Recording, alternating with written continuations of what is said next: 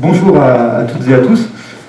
Je voulais dire que la venue de Serge, dans ce contexte actuel, est pas anodin. En plus d'une rencontre avec un auteur, je crois que c'est un acte militant. Et c'est un acte militant aussi des clubs ciné que j'anime, et dont je suis co-gérant, les clubs ciné de Le Cadre Barcarès et de Canet, puisque l'objet du livre correspond exactement au combat que l'on mène en permanence dans les cinémas que j'anime. Alors, la librairie emblématique, c'est la librairie Torquatis dans les Pyrénées-Orientales. Donc il était prévu de faire une rencontre dédicace. Et puis avec les restrictions logiques, enfin je ne vais pas rentrer dans le détail si c'est logique ou pas d'ailleurs, mais les restrictions mises en place par le gouvernement, nous avons décidé demain, en accord avec Serge et la librairie Torquatis, de maintenir la rencontre, mais de la scinder en deux pour des raisons sanitaires. Et il y aura donc une rencontre dédicace à 11h et une autre à 15h. Alors si je le précise, c'est que n'hésitez pas à en parler autour de vous. C'est un horaire atypique maintenant si on se retrouve ce vendredi à 17h. Et peut-être que des personnes qui auraient aimé être présentes pourront nous rejoindre demain. Nous avons une couverture, il y a eu un gros travail de Serge, et puis je l'ai accompagné pour la couverture médiatique de sa venue. Et puis au pied levé, comme le disait René, la semaine dernière, je remercie la rédaction du Travailleur catalan de m'avoir invité pour discuter de l'opportunité d'un numéro sur les 150 ans de la commune. Je crois que tout est lié. Et à cette issue, il a été prévu de recevoir Serge. Alors je lui ai demandé immédiatement, il m'a donné son accord. Donc il y a cette rencontre qui n'en est pas vraiment une, mais qui en est une quand même puisqu'elle existe, autour de son livre. Ce que je voulais, parce que c'est lui qui va parler, c'est pas moi, simplement ajouter, c'est que je parlais tout à l'heure de la librairie Torquatis. Peut-être que le plus célèbre des Catalans dans le Tarn, et plus précisément à Carmaux, c'est Torquatis, puisque Torquatis était, vous savez, lieutenant-colonel, c'est un martyr de la résistance, et son surnom à la résistance c'était Bouloc, et il a été assassiné par la milice à Carmaux, et il se trouve que c'est dans cette ville, la ville de Jaurès, la ville des mineurs, qu'avec Serge, nous organisons chaque année un festival des seconds rôles au premier plan. Et en plus d'être universitaire et juriste, Serge a beaucoup travaillé, c'est un très fin connaisseur des acteurs dits de caractère, ces acteurs qui sont injustement classés second rôle, et je pense qu'on pourra y revenir aussi. C'est pas un hasard si il y a ce classement peut-être un peu péjoratif qui n'a rien à voir avec leur talent. Et il a notamment donc écrit cet ouvrage qui s'appelle Acteurs de caractère. Il y a eu 2 autres ouvrages aussi à ma connaissance sur ces acteurs dits de second rôle. Et puis, en plus du que sais-je et de nombreuses publications universitaires qu'il a faites autour du droit de l'audiovisuel et plus particulièrement autour de l'exception culturelle, il y a donc ce petit livre qui s'appelle SOS Culture. Alors, sans plus tarder, je vais demander à Serge ce qu'il a poussé avant la pandémie, parce que ce livre n'a jamais été autant d'actualité, mais il le précise bien en introduction, plutôt en préambule de son livre, il a commencé avant la pandémie. Donc pourquoi il a voulu écrire un livre aussi court, avec un tarif très populaire, 5 €, aux mêmes éditions que celle de Stéphane Hessel pour son célèbre Indignez-vous, donc son fameux SOS Culture. Bonsoir à tous. Je voudrais d'abord dire très simplement que je suis heureux d'être là, d'être parmi vous, parce que sans démagogie, je me sens chez moi, je me sens un peu dans ma famille. Je fais un coucou à mon ami Caz, avec qui je siège au conseil régional, donc dans la même délégation. La délégation communiste, même si celle-ci est une composante d'un groupe plus large qui s'appelle le groupe Nouveau Monde, où il y a à l'origine d'autres composantes de ce qu'on a appelé la gauche de la gauche.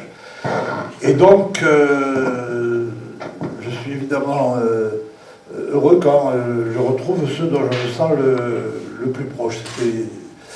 Il y a peu de temps à Nîmes, à la librairie Diderot, que vous connaissez, je suppose, évidemment. Et où c'était le premier débat, première présentation, et c'était très chaleureux. Alors je vous remercie aussi, Jérôme, parce que je ne me suis occupé de rien, compte tenu évidemment du contexte de la pandémie, de la difficulté d'organiser des débats. Plusieurs avaient été prévus, qui ont été annulés du fait que nombre de librairies n'ont pas d'espace de ce type-là. Et donc c'est Jérôme qui a tout organisé pour ma venue à Perpignan, à la librairie Torcatis, avec le Travailleur catalan, avec l'Indépendant, et donc pour cette réunion de ce soir. Alors, pour rentrer directement dans le sujet, il se trouve que, contrairement à d'autres ouvrages, c'est pas moi qui ai eu l'initiative de celui-là. C'est-à-dire que Indigène Édition, qui sont des éditeurs de la région, de Montpellier, d'ailleurs là ils sont situés à Bouzigues, avait publié, comme vous le savez, ça a été rappelé, le petit bouquin de Stéphane Hessel, Indignez-vous, qui a été un succès absolument mirobolant, puisqu'ils ont vendu 10 millions d'exemplaires en France et dans le monde, et du coup ils ont lancé une collection qui se caractérise par sa brièveté, c'est-à-dire entre 30 et 50 pages maximum, et qui se propose donc une approche vigoureuse, critique sur les problèmes abordés d'un point de vue politique qui est quand même proche de celui que nous partageons. Et comme il se trouve au côté de la région, je suis, outre président de la commission culture, je préside l'agence du livre, qui s'appelle aujourd'hui Occitanie Livre et Lecture. Ils m'ont entendu dans des débats, dans des réunions, et il se trouve, pour tout dire, pour ceux qui me connaissent un peu, que moi j'étais universitaire et donc je ne sais pas très bien parler la langue de bois. Donc très souvent, même lorsque j'étais dans des représentations de la région, j'avais une manière de m'exprimer qui était de l'ordre parfois de mettre les pieds dans le plat, parfois avec des tonalités un peu polémiques. Et un jour ils sont venus me voir, ils m'ont dit: oh là là, on aime beaucoup ce que vous dites, ce serait bien si on pouvait faire une traduction écrite, est-ce que vous accepteriez de publier dans notre collection un petit bouquin sur la culture?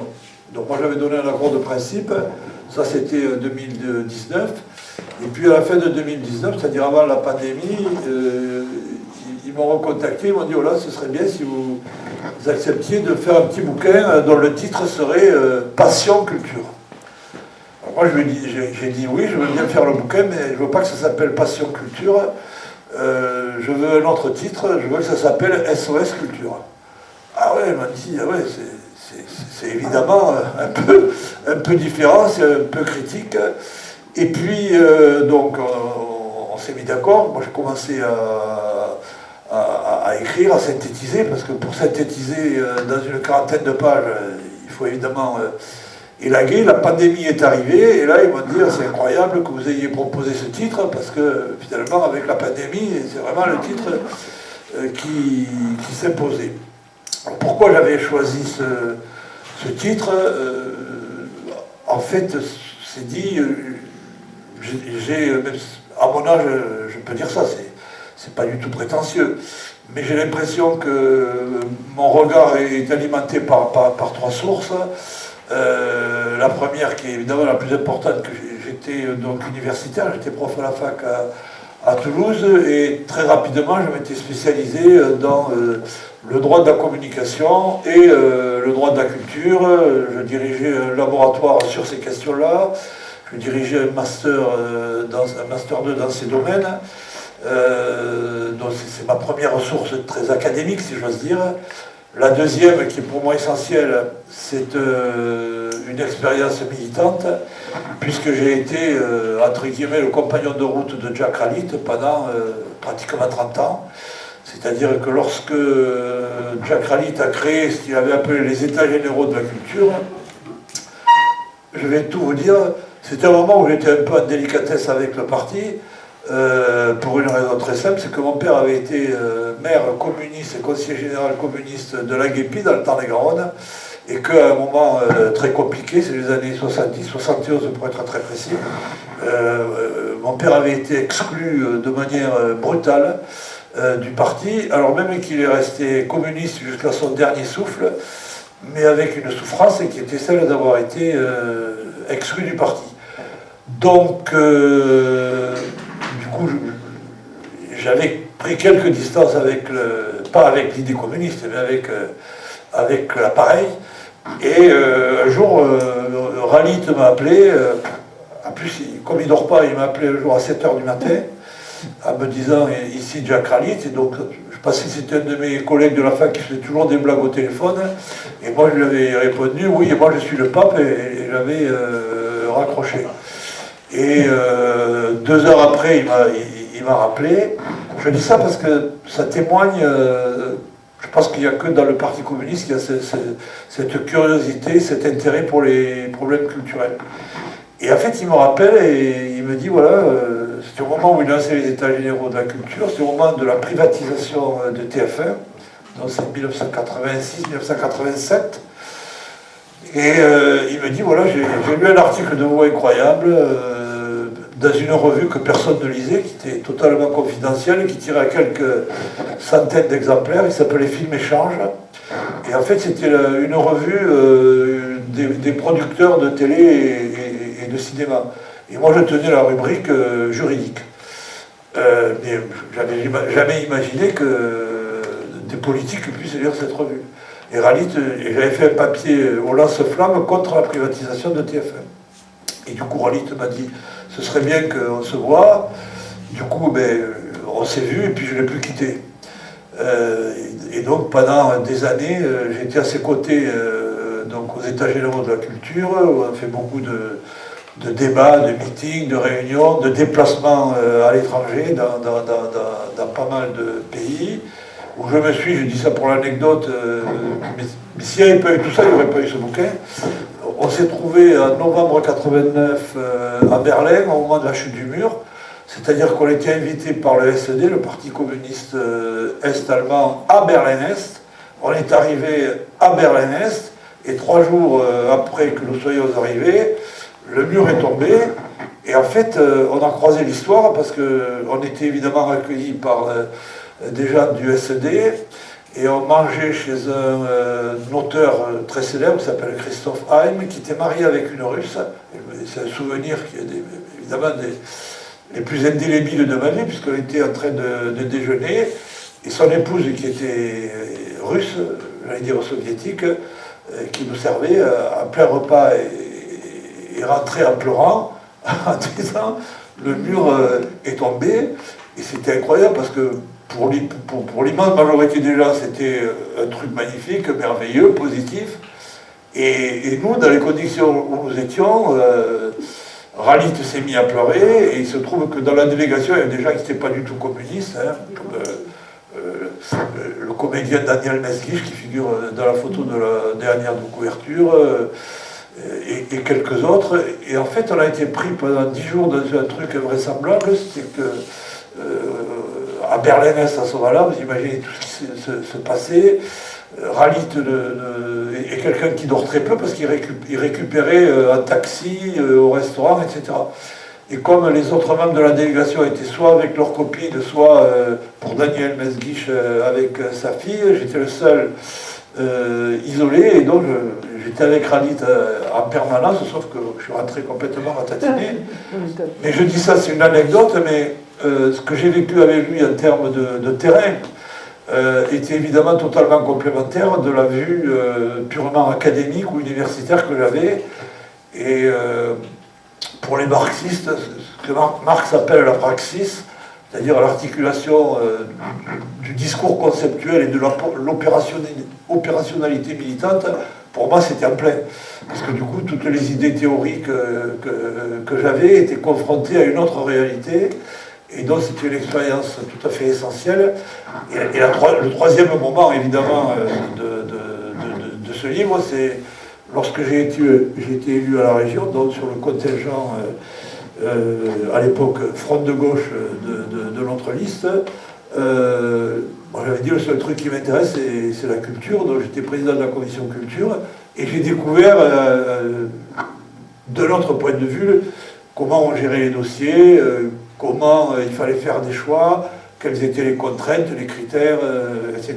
Et bref, je dis ça parce que c'est vraiment, à mon âge, plus jeune, j'aurais jamais osé dire ça, mais à mon âge, je peux dire que ces trois strates, en quelque sorte, se sont coagulées, et que c'est sur cette base-là que j'ai écrit ce petit livre. Alors, l'idée générale du livre, qui ne vous étonnera pas, c'est que de mon point de vue, depuis très longtemps, il n'y a plus à proprement parler de ce qu'on appelle une politique culturelle, c'est-à-dire que certes, il y a des financements publics, certes, il y a des actions dans le domaine de la culture, mais ce pourquoi je rappelais la praxis au sens de Marx, il n'y a plus du tout de réflexion théorique sur les fondements et les finalités d'une politique culturelle. C'est-à-dire qu'on est, et y compris hélas dans les collectivités territoriales, dans une logique qui est dominée par ce qu'on pourrait appeler des logiques de guichet,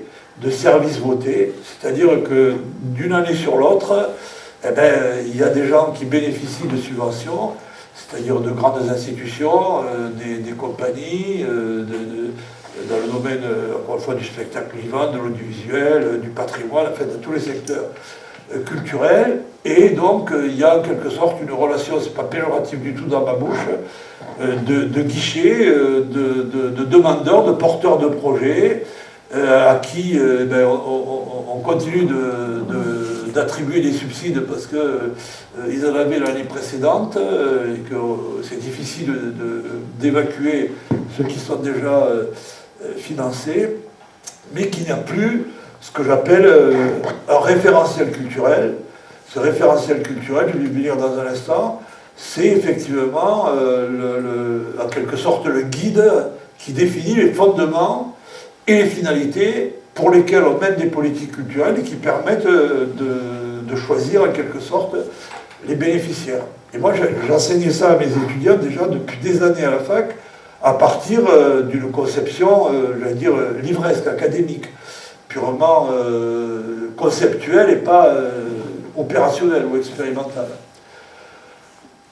Du coup, le deuxième point fort, c'est que, et ça je l'avais vu avec Ralit, qui de mon point de vue était, d'ailleurs je le dis expressément, peut-être, sinon le seul, en tout cas l'un des très rares hommes politiques qui avait une réflexion sur la culture et qui avait une pratique de la culture, puisqu'il était pratiquement tous les soirs au théâtre, qu'il avait une pratique littéraire, alors qu'il était autodidacte, absolument incroyable.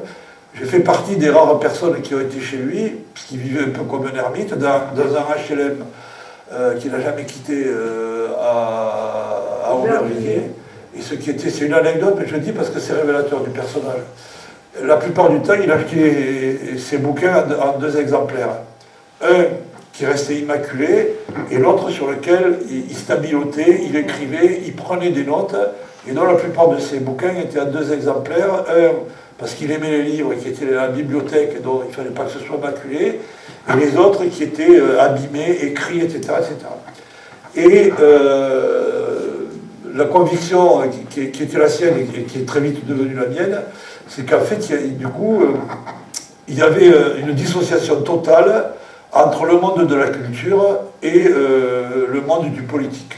C'est-à-dire que de plus en plus, avec la montée du néolibéralisme, les hommes politiques ne s'intéressent pas à la culture, ils ne regardent pas la télé, sauf quand ils y passent.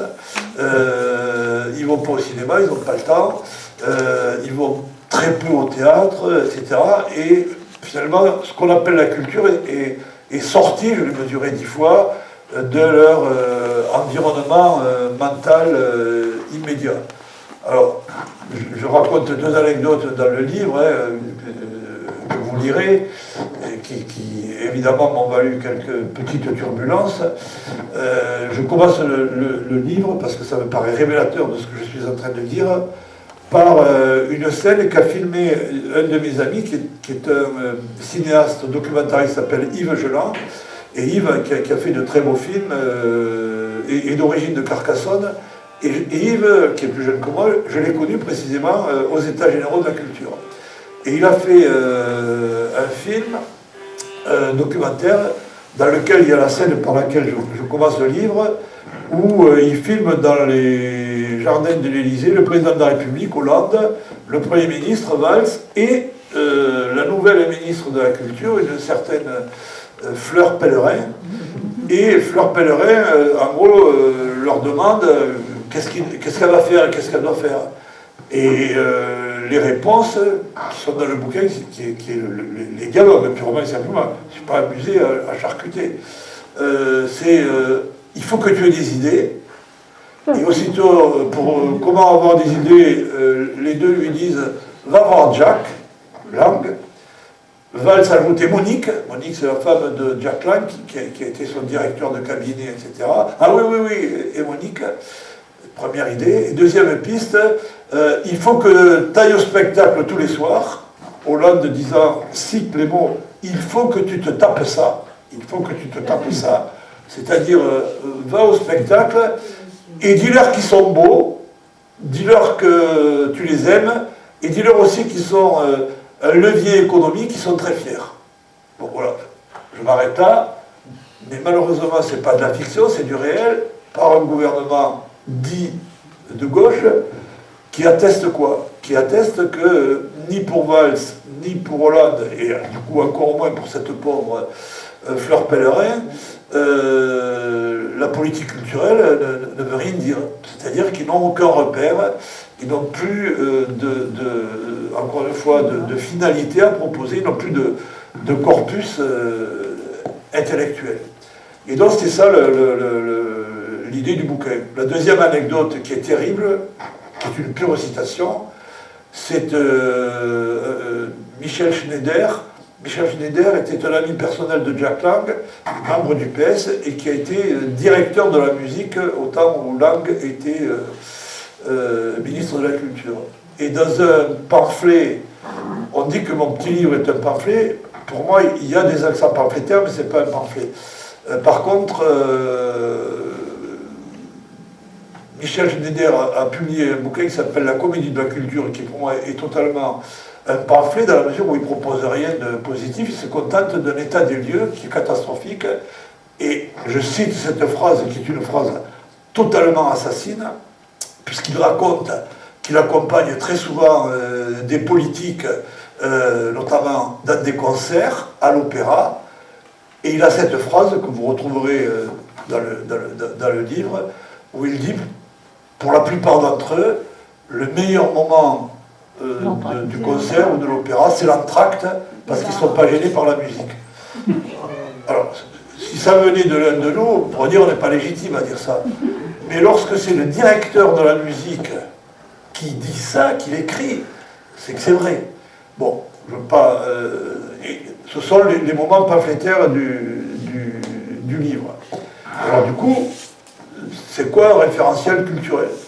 Et donc, ce que je trace à grands traits, c'est que lorsque le ministère des Affaires culturelles est créé pour la première fois officiellement sous cette forme au début de la Ve République, par De Gaulle, il choisit comme ministre ce qu'il appelle son ami génial, Malraux, dont chacun sait qu'il était passé évidemment dans la culture et la sensibilité communiste, qu'il a fait les brigades internationales en Espagne. Et Malraux définit dans un texte, qui est le décret qui définit les missions du ministère des Affaires culturelles, c'est quoi l'objet de ce ministère? C'est de permettre au plus grand nombre, c'est-à-dire à tous si possible, d'accéder aux œuvres majeures de l'humanité et notamment de la France dans tous les domaines de la culture, qu'il s'agisse de la littérature, de la peinture, de la sculpture, du théâtre, du cinéma, etc., etc. Et ça porte un nom pendant des décennies, c'est le projet de démocratisation culturelle. Et ça, c'est un vrai projet, c'est-à-dire faire en sorte que le plus grand nombre, tous, Ça vous gêne pas là? Je me demande si je ne devrais pas parler sans micro. Alors regarde, il touche comme ça. Hein? Parce que ça fait du bruit. Il te touche le blouson. Et ouais, comme je touche. Est-ce qu'on m'entend mieux là? Non, c'est mieux pour moi. Et donc la démocratisation culturelle, c'est simple, j'ai une finalité très précise, faire en sorte que tout le monde, que le plus grand nombre puisse accéder à la culture. D'ailleurs, il y a des phrases que je ne reprends pas dans le livre, mais lorsque Malraux invente ce qu'il appelle les maisons de la culture, il a cette phrase qui est très significative, c'est de dire que les gens doivent rentrer dans les maisons de la culture aussi aisément qu'ils rentrent dans le métro. Dans le métro, par définition, c'est tout le monde. Et donc, c'est de concevoir les maisons de la culture qui sont ouvertes, encore une fois, à toutes les disciplines culturelles, de la même manière, c'est-à-dire ouvert à tout le monde. Le problème, c'est évidemment que la culture est totalement interdépendante de données économiques, de données politiques, de données sociales, et qu'au bout d'un certain nombre de décennies, on s'aperçoit que c'est un demi-échec, c'est-à-dire c'est une réussite sur le terrain artistique, puisque des moyens ont été mis en œuvre pour les acteurs de la chose culturelle, c'est-à-dire de la création artistique dans tous les domaines, mais que c'est un échec du point de vue des, entre guillemets, des usagers du service public de la culture, c'est-à-dire du plus grand nombre, puisque chacun s'accorde à considérer que, pour reprendre notamment un sociologue aujourd'hui tellement décrié, mais que pour ma part, qui a été déterminant dans ma prise de conscience politique, pour citer Bourdieu, en fait, il y a eu une captation par les classes supérieures, moyennes supérieures, celles qui sont déjà dotées, au sens de Bourdieu, d'un capital culturel, ce qu'il appelle un habitus culturel, et que dont la plupart des catégories sociales dites populaires ont été totalement larguées.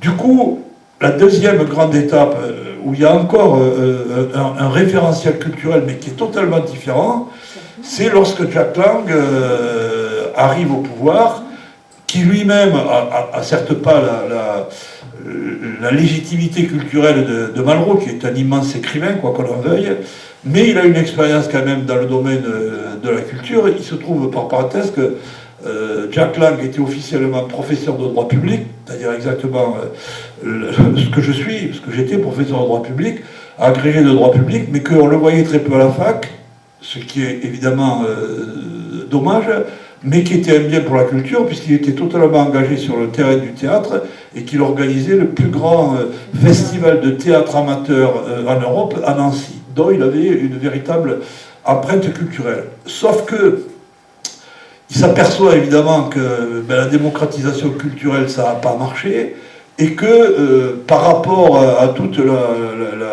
la mystique qui est celle de la gauche à ce moment-là, je fais partie d'une génération qui a pleuré le soir des résultats du 10 mai 81, j'étais flanqué de deux grands-pères, qui l'un et l'autre étaient cocos, et les deux pleuraient de joie. Après, on a parfois pleuré de rage. Mais là, on a pleuré de joie, et là, lui, il propose une autre logique qui se traduit dans les textes, par les décrets de 82. On renonce de fait à la démocratisation culturelle, on va appeler ça la démocratie culturelle comme si c'était déjà acquis, et ça se définit par quoi? Ça se définit par permettre à tous les Français d'exprimer leur capacité créatrice. Alors ça, c'est totalement différent. C'est-à-dire que la démocratisation culturelle, c'est permettre à tous d'accéder aux grandes œuvres, encore une fois, du patrimoine culturel, pictural, littéraire, etc. Et là, c'est faire en sorte que chacun puisse exprimer sa capacité créatrice, ce qu'on va rapidement appeler le tout culturel. Et du coup, c'est le moment où des tas d'activités qui n'étaient pas considérées comme relevant de la culture sont considérés comme des secteurs culturels qui doivent être financés au même titre que les autres. Et donc, c'est par exemple la gastronomie, c'est le design, c'est le street art, c'est le graffiti, c'est le rap, c'est, bon, etc., etc., etc. Et donc, je dis un peu méchamment, mais je ne vais pas inventer, parce que ces critiques-là étaient déjà venues, sauf que j'ai trouvé en quelque sorte une formule qui synthétise qu'à défaut d'avoir pu faire que le culturel soit populaire, on a fait en sorte que le populaire soit culturel. Et du coup, beaucoup de pratiques spontanées, notamment des pratiques spontanées dans les quartiers, etc., vont être considérées comme égales finalement aux œuvres traditionnelles de l'esprit, et que donc finalement on est proche d'un discours qui dit finalement le graffiti ou le street art c'est aussi respectable que les œuvres de Rembrandt ou de Vermeer, et toutes les formes de musique spontanée c'est aussi respectable que Schubert. Alors pour moi là ça pose un problème évidemment majeur, parce que ce modèle-là c'est le modèle anglo-saxon, notamment américain, de ce qu'on appelle le multiculturalisme, et qui a consisté à dire que même dans les ghettos les plus miséreux, finalement, il y avait des formes de culture qui étaient aussi respectables que les modes de culture des grands campus, et ça a justifié quoi?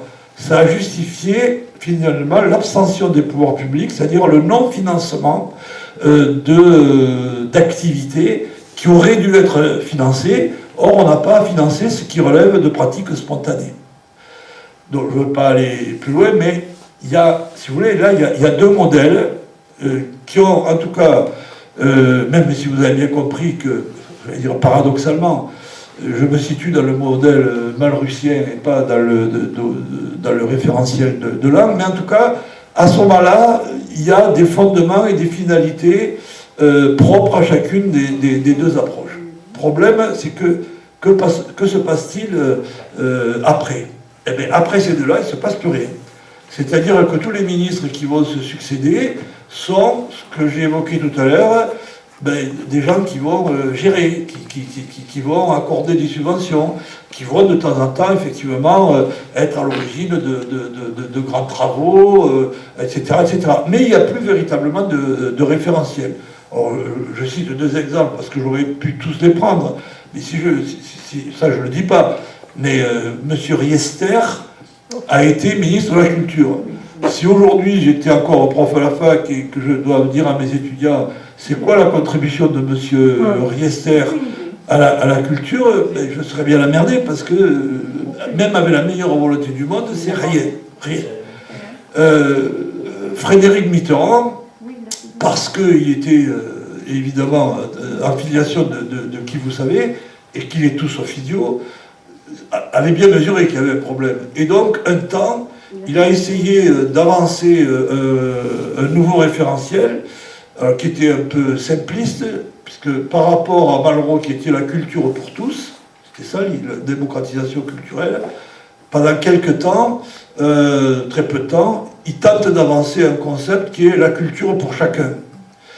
Mais la culture pour chacun, il s'aperçoit très vite que ça ne veut rien dire, puisque le propre du politique, ce qu'on appelle le politique, c'est pas pour un.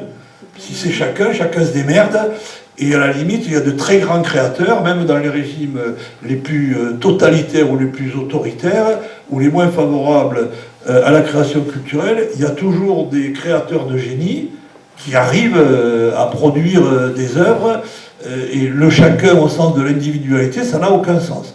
Quant à la pauvre Fleur Pellerin, je n'ai pas voulu trop la charger, mais on lui avait conseillé d'avoir des idées.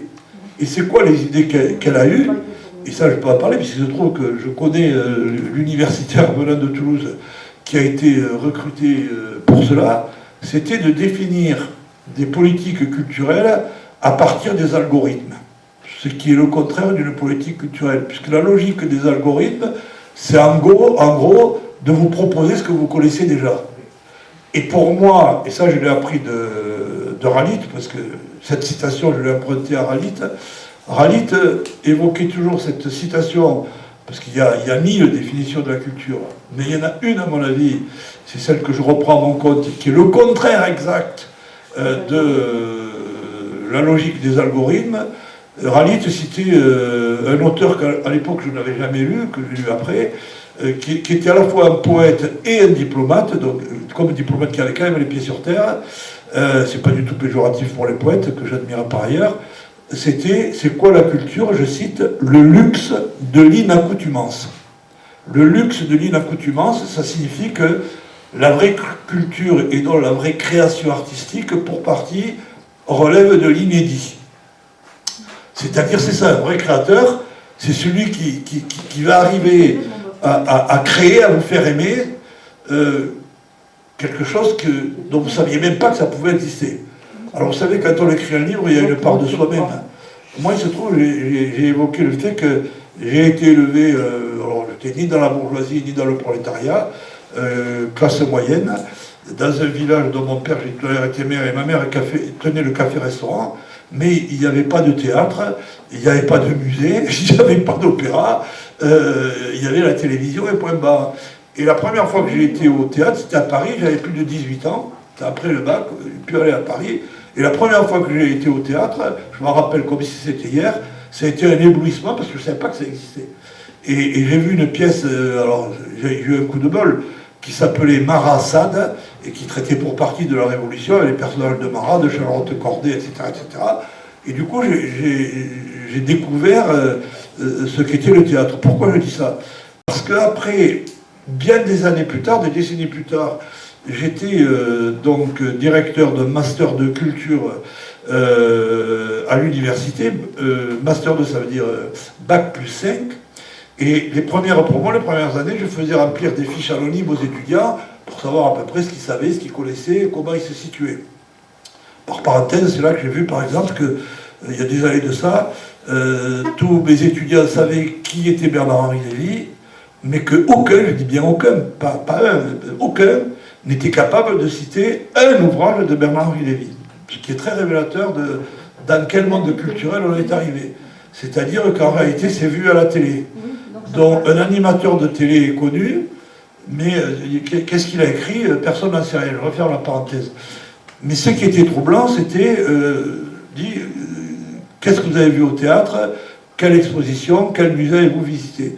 Et là, je m'aperçois, je le dis dans le livre, que la moitié de la promo, à Bac plus 5, dans une formation relative à la culture, n'avait jamais été au théâtre, n'avait jamais été au musée, je ne parle même pas de l'opéra, etc.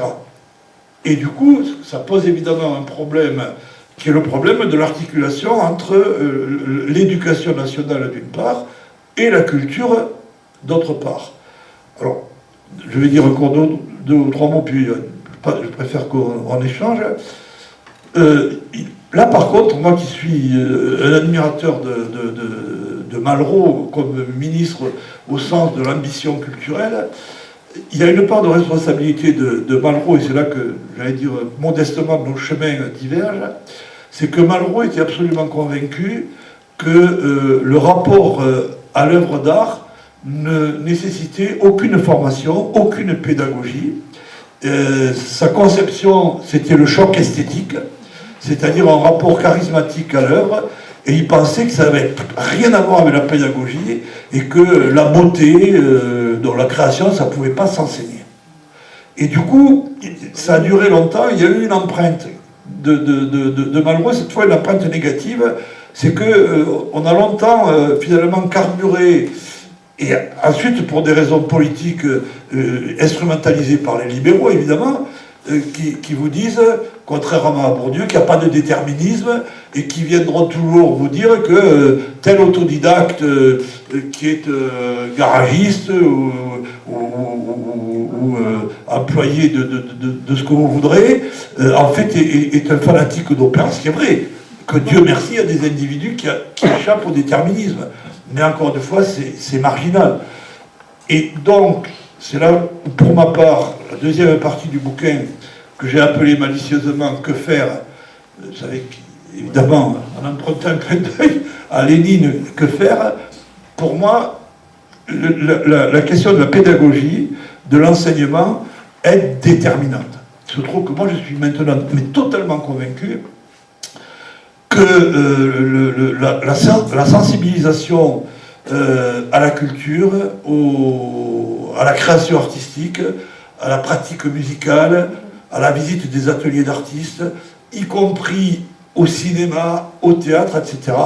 Ça doit être dans la vie des petits hommes dès la maternelle, évidemment dans le primaire, au collège, au lycée, et y compris à l'université, parce que moi j'étais à l'université, et je l'écris parce que je l'assume, les universités sont des déserts culturels. C'est-à-dire que dans mon université, on enseignait le droit, les sciences économiques et les sciences politiques, mais la plupart de nos étudiants n'entendent jamais parler ni de Balzac, ni de Zola, ni de Jules Vallès, ni de ce que vous voudrez. Et il se trouve que comme prof de droit public, j'ai été souvent dans des jurys de concours administratifs pour recruter ce qu'on appelle la haute fonction publique. Eh bien, pour les gens qui sont appelés à nous gouverner, toute cette partie-là, ça n'existe pas. C'est-à-dire, vous pouvez voir les programmes de toutes les grandes écoles, on pourrait parler au premier chef de l'ENA, qui vient d'être supprimé, je reste dubitatif, mais l'empreinte culturelle, ça compte pas du tout.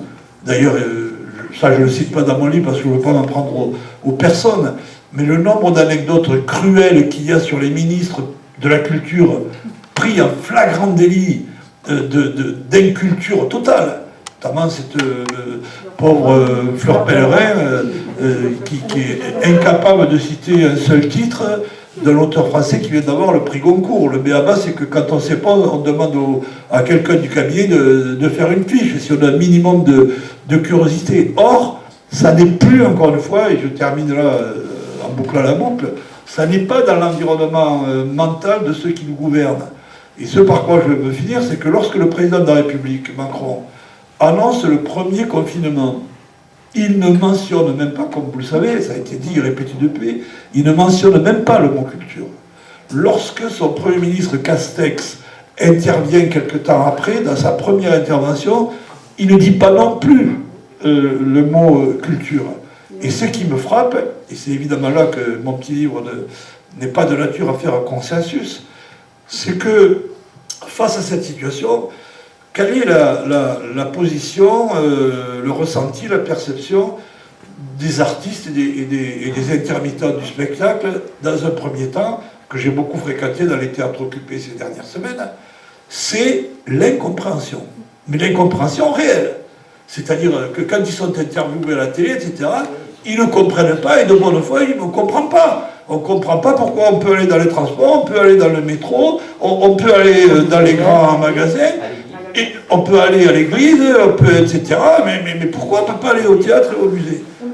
Et donc ce sentiment d'incompréhension, pour moi, il est lui-même typique de la déconnexion du culturel et du politique, c'est-à-dire que s'ils avaient eux-mêmes le b.a.-ba de prérequis politiques, eh bien, dès le moment où le mot culture est absent des interventions du président de la République ou du Premier ministre, c'est de se dire, mais ces gouvernements-là, en fait, n'en ont rien à foutre de la culture, c'est pas leur sujet, c'est pas leur problème. Et pourquoi d'ailleurs? Pour une raison très simple, c'est que ces gens croient par-dessus tout à la logique du marché. Or aujourd'hui, dans le cadre effectivement de ce qu'on appelle les GAFA, c'est-à-dire de ce qu'on doit appeler entre guillemets la révolution numérique, on se dit que finalement, et on le voit hélas dans les pratiques de jeunes gens, ben finalement tout peut passer par le numérique, le marché pourrait spontanément réguler, et je fais une parenthèse pour indiquer qu'il y a des pays d'Europe où la question même des financements publics fait problème. Parce que à l'époque j'avais écrit le que sais-je sur l'exception culturelle. Et quand j'ai fait, pas le tour du monde, mais le tour de l'Europe, grâce à un de mes anciens étudiants qui était devenu attaché culturel, il m'a fait inviter dans beaucoup d'ambassades en France, à l'étranger, en Europe, pardon. Et là, quelle n'a pas été ma surprise, parce que moi je pensais que ce que je dis là était évident, que la culture, il fallait des financements publics, etc., etc. Et je me rappellerai toujours, j'ai commencé par les pays baltes. Et après avoir fait mon speech introductif, les gens qui étaient en face de moi, qui ensuite sont ceux qui gouvernent ces pays, me disaient, mais attendez, on ne comprend pas ce que vous voulez dire. Si une œuvre d'art, quelle qu'elle soit, que ce soit de la peinture, de la littérature, du cinéma, une pièce du théâtre, est de nature à toucher des gens, parce qu'elle est dans le domaine du sensible, de l'intellect, de la découverte, eh bien évidemment que les gens vont répondre, allez voir. Donc, me dit, mais finalement, vous vous présentez comme un progressiste, mais en fait, vous pensez vraiment que nos concitoyens sont des imbéciles et que donc ils ne sont pas capables spontanément de reconnaître la qualité, la sensibilité, la beauté, etc. Et de dire, mais si une œuvre d'art est belle, elle est sensible, elle va toucher spontanément les gens, et il n'y a aucune raison que les pouvoirs publics y mettent de l'argent. Et ces valeurs-là, qui sont des valeurs que je récuse totalement, évidemment, mais ce sont les valeurs qui aujourd'hui imprègnent la plupart de ceux qui nous gouvernent en Europe, et qui caractérisent évidemment ceux qui nous gouvernent au sein même de l'Union européenne.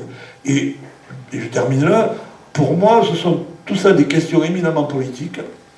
Par exemple, sur l'Europe, je dis juste un mot, j'ai mesuré combien, y compris à la région, quand je reçois des porteurs de projets culturels, la plupart des gens de culture n'ont pas l'armature critique pour penser aujourd'hui les fondements et les modes de régulation de l'Union européenne qui a été entièrement conçue sur une base libérale de marché. Et donc, il y a vraiment une pédagogie politique, là encore, me semble-t-il, qui est nécessaire à mener, et dont le seul objet, j'ai fini, pardonnez-moi, j'étais trop long, le seul objet de mon propos, c'était en fait un appel à la réflexion. Le premier journaliste qui m'a interviewé m'a dit « Est-ce que vous avez voulu faire ce qu'a fait Essel avec son Indignez-vous, mais Indignez-vous dans le domaine de la culture ?» Et là, je dis « J'ai pas du tout cette prétention, c'est beaucoup plus modeste, je n'ai pas d'indignation. Moi, ce que je souhaite, c'est effectivement que les gens puissent réfléchir, que ce soit un appel à la réflexion, et que les gens voient quelle est l'interdépendance entre la culture et les autres domaines. Et je dis par exemple, j'avais dit que j'allais m'arrêter, mais je cite un dernier truc, pour moi par exemple, ce qui est de l'évidence du politique, que j'ai expliqué pendant plusieurs fois dans des théâtres occupés, et je suis heureux que du coup, il me semble que ça évolue, pourquoi les théâtres, les musées, etc. sont fermés? Pour une raison très simple, c'est que, on le sait bien aujourd'hui, il y a une peur bleue que l'hôpital public soit débordé, qu'il n'y ait pas assez de lits de réanimation, et c'est parce que les politiques publiques en matière de santé publique ont été catastrophiques. Chiffre officiel du ministère de la Santé, 69 000 lits ont été supprimés entre 2003 et 2019. Et j'ai dit aux artistes, mais combien d'entre vous se sont manifestés collectivement pour défendre le secteur public, le service public dans le domaine hospitalier? Et donc, je pense que les questions de culture sont éminemment liées, via les problématiques générales de service public, aux questions, par exemple, de la santé publique. Et que vous ne pouvez pas défendre la culture comme une exception si vous ne vous intéressez pas, effectivement, à la santé, si j'ose dire, de l'hôpital public. Et c'est parce que l'hôpital public, en France, comme dans la plupart des pays européens, est effectivement en crise, il y a 10 ans, que les professionnels de la santé tirent la sonnette d'alarme pour dire on va dans le mur, on va dans le mur. Et les gens de culture étaient dans un entre-soi et n'ont pas pris suffisamment conscience de l'interdépendance entre tout ça. Et je finis là, et ce qui me rassure ces derniers jours, c'est que les premières occupations des théâtres, etc., étaient pour la réouverture des lieux. Or aujourd'hui, il y a ça, mais il y a beaucoup d'autres choses. Il y a par exemple de prendre position contre la réforme de l'assurance chômage, qui est bien au-delà évidemment des gens de culture, qui concerne l'ensemble des individus qui un jour seront au chômage.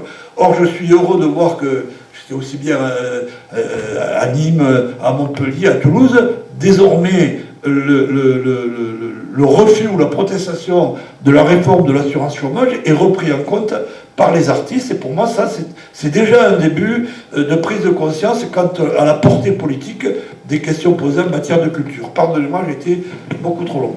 Merci. Et comme je sais que tu es encore là demain, est-ce qu'il y a un petit créneau? Pas du tout.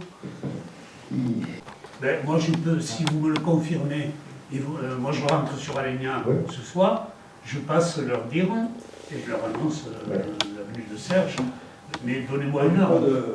Ben c'est parfait. À quelle heure?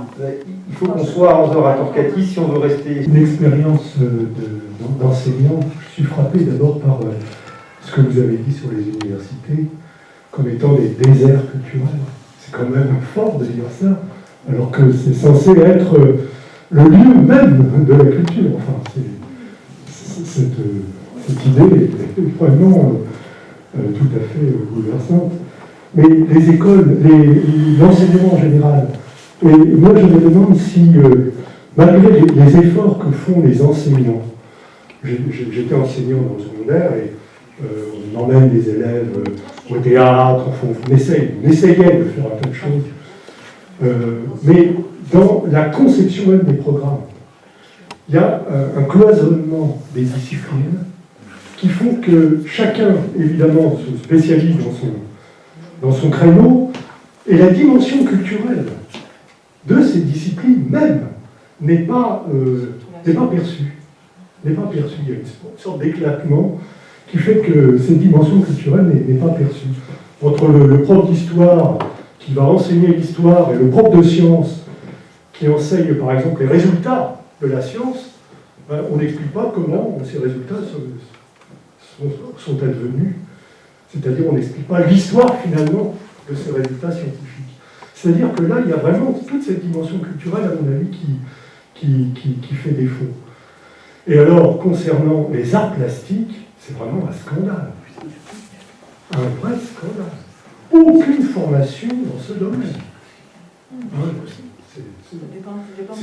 C'est affreux, c'est complètement négligé. Bon, il y a le prof de l'éducation nationale ou au rôle de l'artiste dans la société. Il se fait des choses dans les écoles, alors je connaissais un peu plus le premier degré, il se fait des choses intéressantes sans aucun doute. Mais pour discuter avec beaucoup d'artistes qui interviennent dans les écoles ou qui interviennent dans les quartiers populaires, contrats de ville, etc. Et donc on a aussi le retour des artistes qui, à tort et à raison, je pense qu'ils ont quand même raison une partie, finalement notre fonction dans la société est devenue aujourd'hui d'être un animateur social. Pour éviter l'explosion sociale dans les quartiers, on envoie les clowns, on envoie les saltimbanques pour faire quelques animations, etc. Et donc, moi, ça pose un vrai problème de la place de l'artiste dans la société, où là, il n'a qu'une fonction de calmer les esprits dans les quartiers difficiles, etc. Voilà. Et donc, autant ils sont convaincus qu'ils doivent travailler avec les jeunes, dans les écoles ou dans les quartiers, ça, je veux dire, autant ils ont bien compris que là, ils ne servent que à ça. Et que c'est quand même pas la fonction fondamentale des artistes ou de la culture. Je disais que c'est un désert. Le souvenir que j'en ai quand même, je pense qu'il s'est considérablement détérioré, parce que je me souviens, bon, j'étais à l'université dans les années 68-72, il y avait des ciné-clubs, il y avait des conférences, etc. C'est-à-dire que là, vraiment, il y a eu une détérioration considérable par rapport à la culture à l'université. Et la deuxième chose, c'est une expérience personnelle. Quand tu parlais des frontières qu'il y avait entre les différentes disciplines et l'aspect que la culture, il y a une pédagogie derrière. Bon, je suis en retraite, je fais des conférences sur l'histoire des maths, et j'en fais une sur l'histoire de la perspective.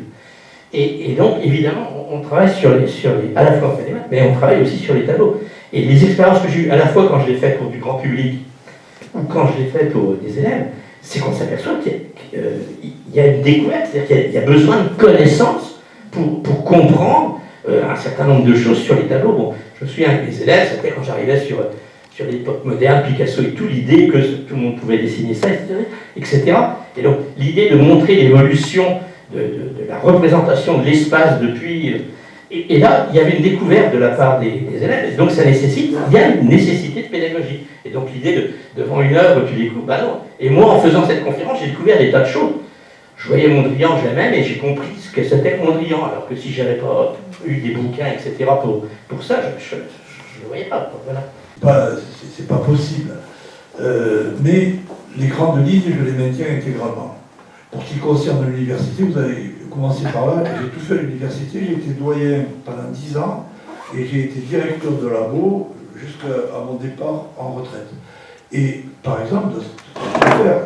Lorsque j'ai fait le constat qu'un certain nombre de mes étudiants de Master 2 n'avaient jamais été au théâtre, que, il pouvait y avoir effectivement un élément de dissuasion ou de difficulté économique, mais que deux, il y avait un élément beaucoup plus fort qui est l'intimidation symbolique, c'est-à-dire ce territoire n'est pas le mien, je ne peux pas passer la porte, et je me suis rendu compte, par-delà la sensibilité qui est la mienne, et j'ose dire qui est la nôtre, évidemment que le handicap économique était réel, mais c'était bien au-delà, c'est vraiment un handicap symbolique. Qu'est-ce que j'ai fait?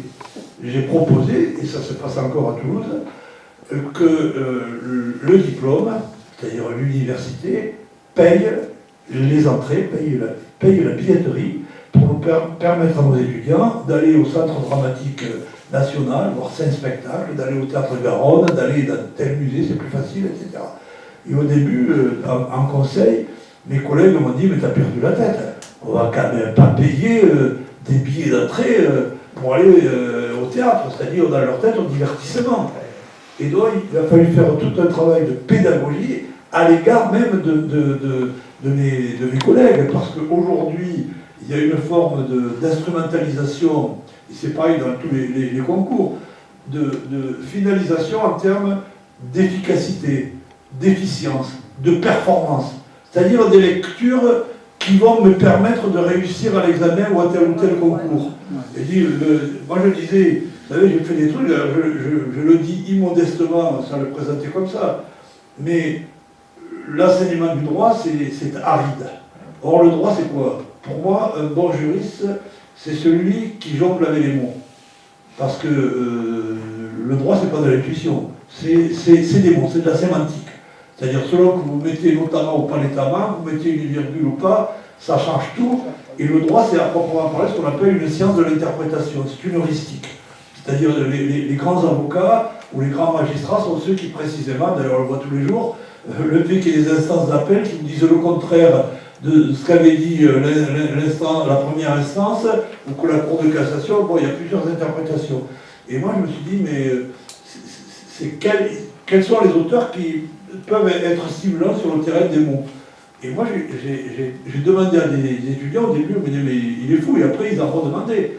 J'ai dit, écoutez, pour moi, il y a un chanteur, de la région en plus, Bobby Lapointe, qui pour moi était une de mes idoles. J'ai dit, arrivez à comprendre, à décrypter les textes de Bobby Lapointe et remettez-les-moi avec d'autres mots. Au début, j'étais très sceptique.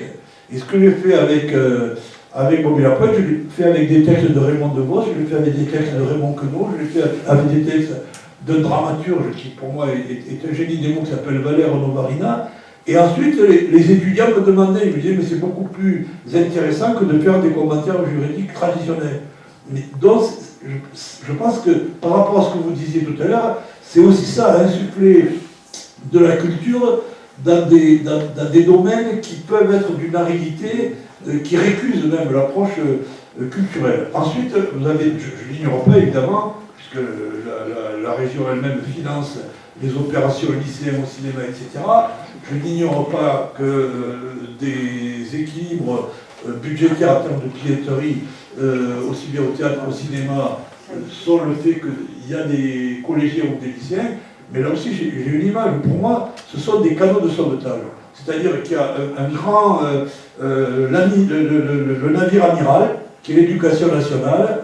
En gros, je caricature, c'est lire, compter, écrire, les sciences et compagnie. Et oui, on jette un certain nombre de canaux à la mer pour aller au cinéma, pour aller au théâtre, pour aller visiter une expo. C'est vrai que ça existe. Mais pour moi, si vous voulez, c'est la même chose, ça je ne le dis pas dans le livre, que lorsque l'Union européenne, qui est fondée sur des valeurs strictement marchandes, je dirais même mercantiles, eh bien oui, finance des projets culturels. Et vous avez plein d'acteurs culturels qui vous disent, mais la dotation de l'Union européenne, elle est déterminante pour notre activité, ce qui est vrai, mais ça ne doit pas être l'arbre qui cache la forêt. C'est-à-dire, c'est encore une fois pour moi des logiques de canaux de sauvetage. Alors, sur l'état, sur toutes vos interventions, ce n'est pas des réponses, c'est simplement acquiescer, puisqu'on est d'accord, évidemment. Juste avant de se plaindre de la disparition des financements au niveau, non pas des collectivités, mais du ministère de l'Éducation nationale, pour les programmes d'éducation à l'image, que sont écoles, collèges, lycéens et apprentis, c'est important, au cinéma. Voilà. Donc toute cette éducation à l'image, avec des fiches pédagogiques, un programme, etc., qui se passe dans les salles de cinéma, est en train d'être aussi sabordé, donc il y aura bientôt plus ces canaux de sauvetage.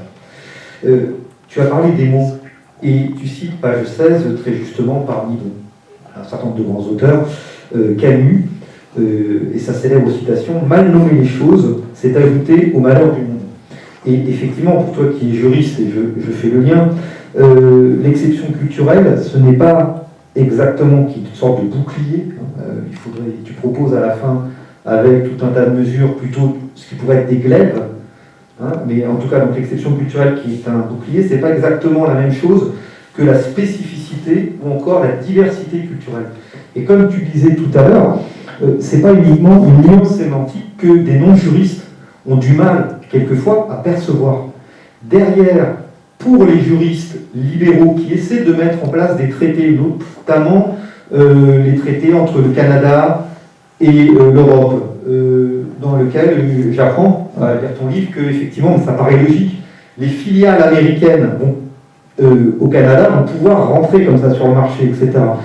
Eux se servent du sens des mots parce que, justement, en droit, dans le droit international, le droit du commerce, ils pourront, comme ça, rentrer et mettre en place leur politique commerciale, libérale, et dans le domaine qui nous intéresse ce soir, au niveau culturel, aussi pouvoir mettre en place cette grande libéralisation qui, forcément, ira à l'avantage de leur production, puisqu'ils dominent déjà par les GAFA, par le soft power américain, etc.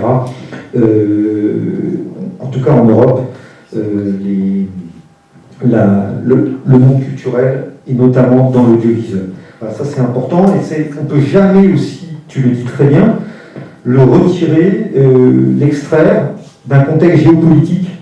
Et tout ça remonte même au niveau historique, aux accords Bloomberg, mais là ça nous emmènerait un peu trop loin. Souvenez-vous de cette phrase qu'on prête, j'ai encore appris en te lisant, pas dans le livre mais dans un autre, à Roosevelt, c'est à peu près sûr qu'il a dit ça, envoyez les films, les produits suivront. Voilà. Jérôme, il se trouve que, grâce à Radit, j'ai été expert dans plusieurs négociations, et notamment au moment de l'exception culturelle, c'est Radit qui m'a présenté, tenez-vous bien, un ministre qui était de droite, qui s'appelait Jacques Toubon.